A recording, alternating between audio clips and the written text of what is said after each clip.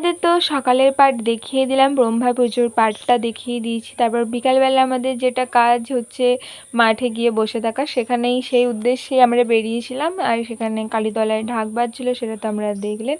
আর এই যে খালটা যে কত রূপ বদলায়, ওই ধারটা দেখুন জল এবারে বয়ে বয়ে বয়ে বয়ে আসছে, আগে একটু জলটা বাড়া ছিল।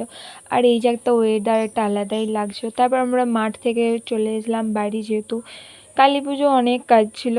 মাঠে তো সেরকম আর অতটা বসে থাকিনি, নাহলে একটু সন্ধ্যা করে আসি। তারপরে এখানে এসে একটু এরকম দেখতে দেখতে, এখানে আমার দিদির মেয়ে ছিল, তার সঙ্গে একটু খেলা করতে করতে তারপর বাড়ি চলে গেছিলাম। তারপর বাড়ি থেকে রেডি রেডি হয়ে চলে এসেছিলাম আবার কালীতলায়। এখানে আমাদের নেহাদি দিচ্ছিল আলপনা, ওই মাঝখানে ফুলটা গেছিলো মাইমা, তারপর থেকে নেহাদি দিতে শুরু করে। তারপরে আমরা চলে যাচ্ছিলাম দুর্গাতলায়, আরও কিছু স্বাদ করার ছিল। আর আমাকে দেখতে কেমন লাগছিলো একটু আপনারাও কমেন্ট করে জানাবেন। জানি ভিডিওটা অনেকটাই লেটে আসছে, সকালে দেওয়ার কথা ছিল সেটা আমি পারিনি। আর আমাদের মা কালীকে কেমন দেখতে লাগছে সেটাও বলবেন। সাদাসিধে সাজের মধ্যে কেমন দেখতে লাগছে আপনারা জানাবেন, আমার তো খুব সুন্দর লেগেছে। তারপর আমরা এখানে সব প্রস্তুত করছিলাম, এখানে মা কালীকে নিয়ে যাচ্ছিলো গ্রাম ঘোরানোর জন্য। তারপরে এই দিকে আমাদের আর একটা দাদু ছিল, তিনি হোমে সব কিছু জোগাড় করছিল। আর এখানে সৌভিক দা মা কালীকে সব কিছু সাজাচ্ছিল। সাজানোর পর যে দুটো হাতে দুটো পদ্ম দিতে হয়, সেই পদ্মগুলো রাধা ফাটিয়ে দিয়েছিল, রাধা আর নেহাদি মিলে দুজনে ফাটিয়ে দিয়েছিল। তারপর আমরা মা কালীকে নিয়ে বেরিয়ে গেলাম। তারপর আমরা সবাই মিলে চলে গেছিলাম মা কালীকে গ্রাম ঘোরানোর উদ্দেশ্যে, মানে আমাদের এই সামন্তপাড়াটা দিয়ে হাততলা দিয়ে ঘুরিয়ে তারপর আমরা আবার ঠাকুরের স্থানে নিয়ে এসেছিলাম। তাহলে আমি আর ভয়েস ওভার দিচ্ছি না, এবার আপনারা একটু শুনুন, তারপর থেকে আবার নয় ভয়েস ওভার দেবো।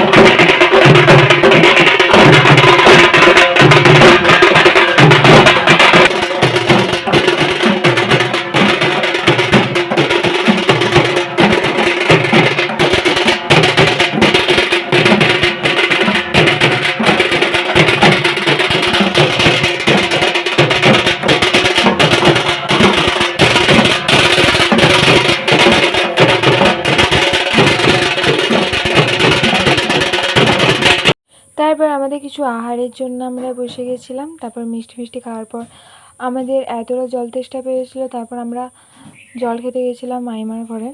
যেহেতু ওখান থেকে মাইমার ঘরটাই কাছে, সেই জন্য মাইমার ঘরে আমরা আগে পেট ভর্তি করে জল খেয়ে নিই। তারপরে এসে মা কালীর মন্দিরটা আমি ভালো করে মুছে দিই, যেহেতু আবার ব্রাহ্মণ চলে এলে আবার স্নান করতে হবে। আর আমাদের এটা খুব ভালো ছিল, সবাই মিলে বসে একটা আড্ডা দেওয়া, অনেক দিন পর সব বউগুলো মিলে মেয়েগুলো মিলে বেশ ভালো ছিল। তারপরে এরা আমাকে এই ফলের ঝুড়িটা আনার জন্য, মানে ওঠানোর জন্য এত করছিল, যা এনেই দিচ্ছি, সেই জন্য এনে ওটাকে আমি আগে মা কালীর কাছে মানে ঠাকুরতলায় আগে পৌঁছে দিলাম।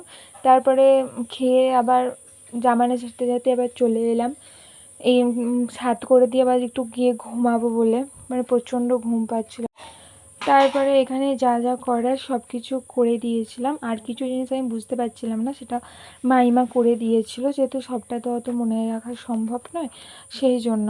তারপরে এখানে সব কিছু করে দেওয়ার পর আর পুরো রাতটা মানে এখানটা ফাঁকা হয়ে গেছিলো, অনেক কম লোকজন ছিল, আর ভাল লাগছিল না, প্রচণ্ড ঘুম পাচ্ছিল। আর সারাদিন এত কাটাকাটির পর না মনে হচ্ছিলো যে বিছানাটাই সঙ্গী হই।